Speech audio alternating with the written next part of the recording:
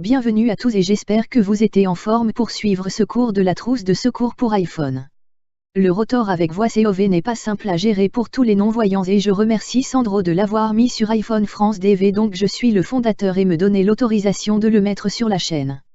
Merci à lui, c'est sympa et sûr, ça va vous permettre de vous en servir. Le rotor, mini-cours. Le rotor. Le geste du rotor. Le geste du rotor devrait être réalisé à une main, en faisant parcourir un arc de cercle simultanément à deux doigts dans le sens des aiguilles d'une montre, ou l'inverse. C'est un peu comme si l'on traçait avec l'index de la main droite un arc de cercle qui partirait de la position de midi-5 en terminant son parcours à la position de midi-5. Quant à l'arc de cercle du pouce, réalisé simultanément à celui de l'index, il partirait de la position de 6h25, et se terminerait à 6h35. C'est un peu comme si on tournait une molette virtuelle sur la vitre de l'écran. Tout le monde n'ayant pas la mobilité des doigts requise à la réalisation d'un tel geste d'une seule main, il existe une autre solution qui devrait nous faciliter son accès, mais cette fois-ci avec deux mains. Pour cela, posez l'iPhone sur la table, ou sur les genoux si vous êtes en déplacement.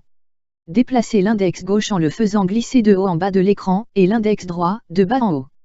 Note, il faut garder un bon écart entre les doigts, on restera alors plutôt vers les bords de l'écran pour ce geste. Ce geste marche également dans l'autre sens, le doigt gauche peut monter pendant que le doigt droit descend. Rotor utilisation. L'usage du rotor augmente considérablement le confort d'utilisation d'un iPhone. Par exemple, lorsque vous vous déplacez entre les icônes présentes à l'écran en effectuant des balayages latéraux d'un doigt, et que vous aimeriez lire l'orthographe exacte du nom de l'application sur laquelle vous vous trouvez, c'est tout à fait possible, et c'est le rotor qui vous donne accès au menu du déplacement par caractère. Le menu, caractère, prenez votre iPhone en main, et effectuez le geste du rotor jusqu'à ce que vous entendiez VoiceOver énoncer le menu. Caractère. Il ne vous restera plus qu'à faire des glissés d'un doigt de haut en bas, et c'est lettre par lettre que vous pourrez parcourir l'orthographe de ce mot. Ce geste est également valable dans l'autre sens, c'est-à-dire des glissés d'un doigt de bas en haut. Autre utilisation du rotor.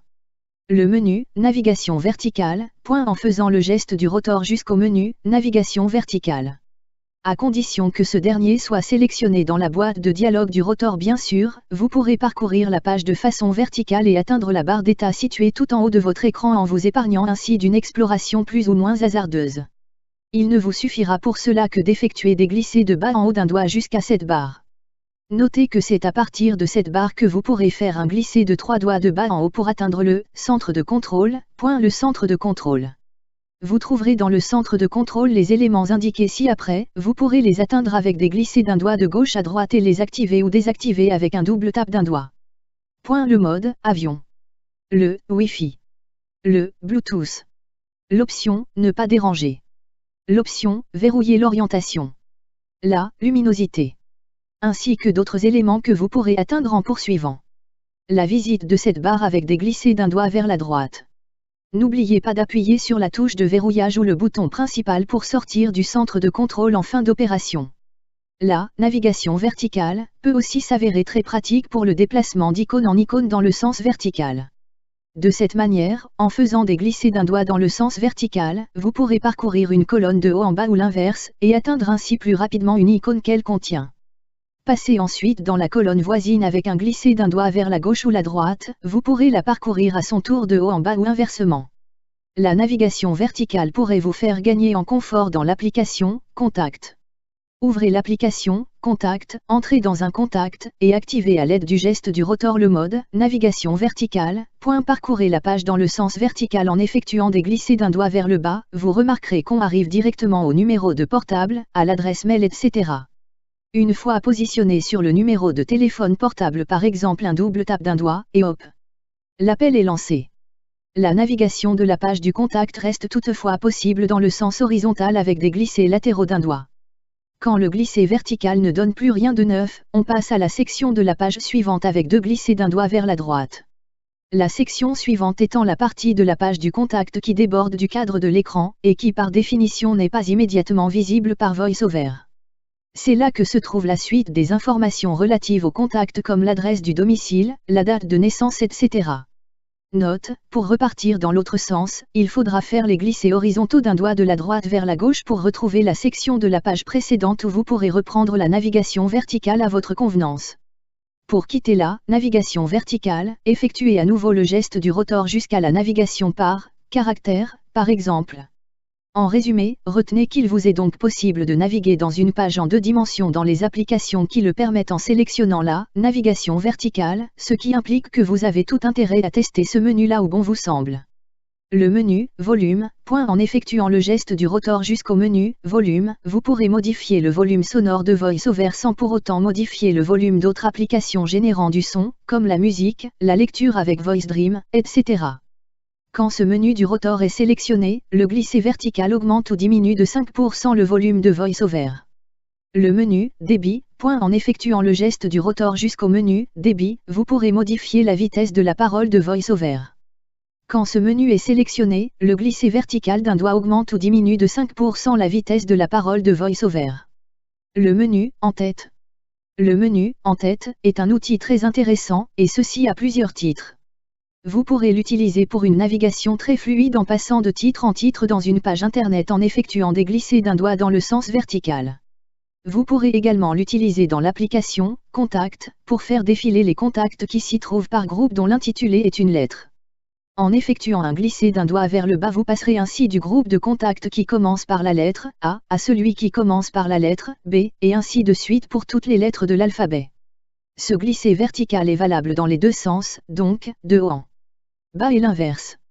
Des glissés horizontaux d'un doigt vous permettront de parcourir les contacts à partir de la lettre que vous aurez préalablement sélectionnée.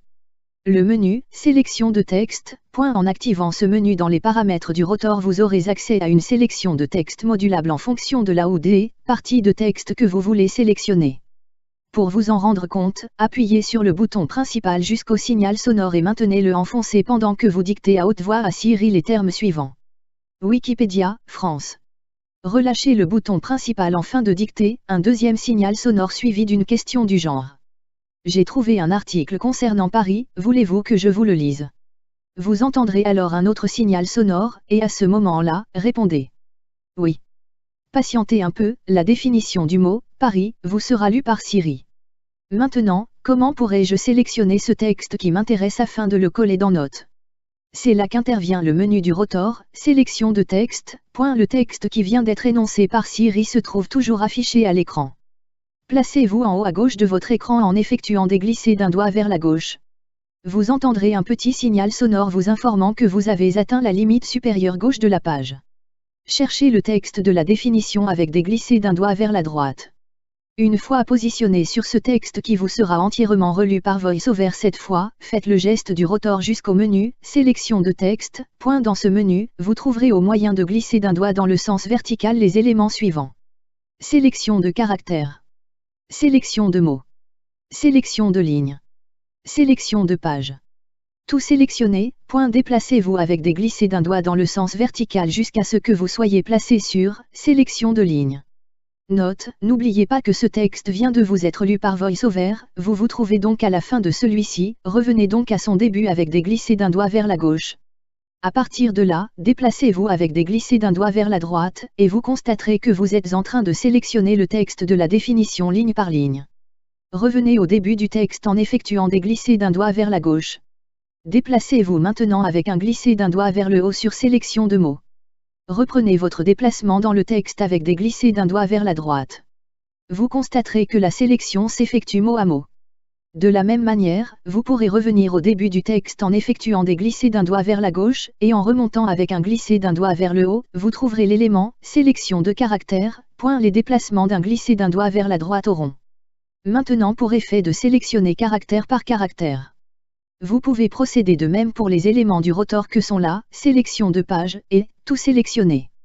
Prenons pour exemple que vous venez de sélectionner du texte avec l'une ou l'autre des modes de sélection décrits plus haut, il vous faudra quand même copier ce contenu afin de pouvoir le coller à un endroit comme dans Notes pour ne citer que lui. Pour ce faire, effectuez le geste du rotor afin de trouver le menu « Modifier ». Effectuez un ou plusieurs glissés d'un doigt vers le bas pour trouver l'élément. Copier. Double tapez d'un doigt sur cet élément pour copier la sélection vers le presse-papier de l'iPhone. Ouvrez l'application Notes et double tapez sur « Nouvelle note ».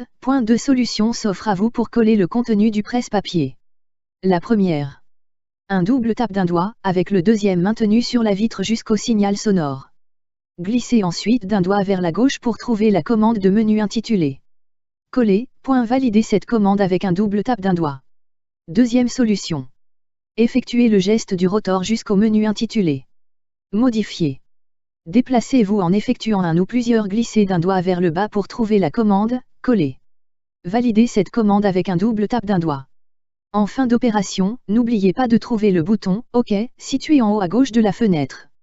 Vous pourrez également l'atteindre en vous déplaçant avec quelques glissés d'un doigt vers la gauche. Validez-le ensuite avec un double tap d'un doigt. Fermez l'application Note en appuyant sur le bouton principal. Rotor configuration. Rendez-vous dans Réglages. Général. Accessibilité. VoiceOver. Rotor. Dans cette boîte de dialogue, vous trouverez la liste de tous les menus qui vous seront accessibles via le rotor. Vous pouvez les parcourir en effectuant des glissés d'un doigt dans le sens horizontal. En parcourant cette liste, vous entendrez la mention « Sélectionner » sur certains éléments et pas sur d'autres. Pour sélectionner un élément de cette liste, effectuez un double tap d'un doigt sur son nom. Pour le désélectionner, effectuez un double tap d'un doigt sur son nom.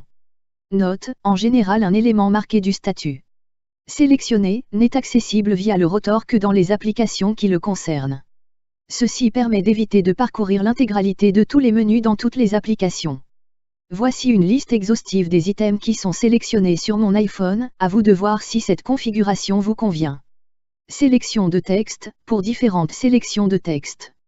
Caractère, pour une lecture caractère par caractère. Mot, pour une lecture mot à mot. Ligne, pour une lecture ligne par ligne. Débit vocal, pour changer la vitesse de lecture de VoiceOver. Volume, pour augmenter ou diminuer le volume de VoiceOver. Atténuation de l'audio, pour atténuer l'audio d'autres applications. En donnant la priorité à VoiceOver. Son, pour couper les sons de VoiceOver en ne laissant que la voix. Navigation verticale, pour pouvoir parcourir la page de façon verticale. En-tête, pour naviguer de titre en titre. Conteneur, pour passer rapidement d'un type de contenu à un autre dans la fenêtre. Lien, pour naviguer de lien en lien. Lien visité, pour naviguer de lien visité en lien visité. Lien non visité, pour naviguer de lien non visité en lien non visité. Tableau, pour naviguer de tableau en tableau. Bouton, pour naviguer de bouton en bouton. Liste, pour naviguer de liste en liste. Contrôle de formulaire, pour naviguer de champ d'édition en champ d'édition. Champ de recherche, pour naviguer de champ de recherche en champ de recherche. Champ de texte, pour naviguer de champ de texte en champ de texte. Repère, pour naviguer de repère en repère. Image, pour naviguer d'image en image. Mode de saisie, pour passer d'un mode de saisie standard à un mode de saisie dactylo. Si l'ordre de ces menus ne vous convenait pas, il est toujours possible de le modifier comme indiqué ci-après. Déplacez un menu du rotor lorsque vous êtes dans la liste des menus de la boîte de dialogue du rotor, faites des glissés latéraux d'un doigt jusqu'au menu que vous souhaitez déplacer. Faites encore un glissé d'un doigt vers la droite, vous entendrez « Réorganiser » bouton, suivi du nom du menu. C'est sur ce bouton que vous devez effectuer un double tap d'un doigt avec le deuxième tap maintenu sur l'écran. Ne décollez pas le doigt de la vitre pendant cette opération. Faites glisser votre doigt vers le haut ou vers le bas selon la nouvelle position que vous souhaitez donner à ce menu. Pendant que vous vous déplacez, vous entendrez des clics, suivis d'une information comme par exemple déplacer en dessous des E, volume, ou déplacer au-dessus des E, volume. Selon le sens du déplacement. Relevez votre doigt une fois à la bonne position trouvée. Note, il se peut que vous soyez obligé de vous y reprendre à plusieurs fois pour placer l'icône au bon endroit, il arrive souvent que le menu se retrouve tout au début ou tout à la fin du classement. Et à ce titre, j'ajouterais qu'il vaudrait mieux limiter le déplacement à une toute petite distance, environ 1 cm, et relever le doigt une fois à le premier clic suivi de l'information de la position entendue. C'est plus long, certes, mais beaucoup plus efficace. En fin de configuration, n'oubliez pas de refermer successivement les niveaux des boîtes de dialogue en validant le bouton de retour situé en haut à gauche de l'écran avec un double tap d'un doigt. Note, il est important de se souvenir de cette possibilité de déplacement de menu, car le gain de temps avec le rapprochement d'éléments de même nature n'est pas négligeable. Il est donc plus logique de passer avec le rotor d'une lecture en mode caractère à une lecture en mode mot, si ces menus sont voisins. C'est maintenant Alain qui finit ce cours. Je tiens à remercier l'ami Sandro de m'avoir donné la permission de le mettre sur CC Info 91 où j'espère aidera beaucoup de personnes à se servir de ce RTE pas évident pour les divis. Si vous avez envie d'aider la chaîne ou l'ensemble des amis, eh bien vous pouvez faire pareil, nous offrir des fiches qui seront appréciées, j'en suis sûr. Amicalement Alain.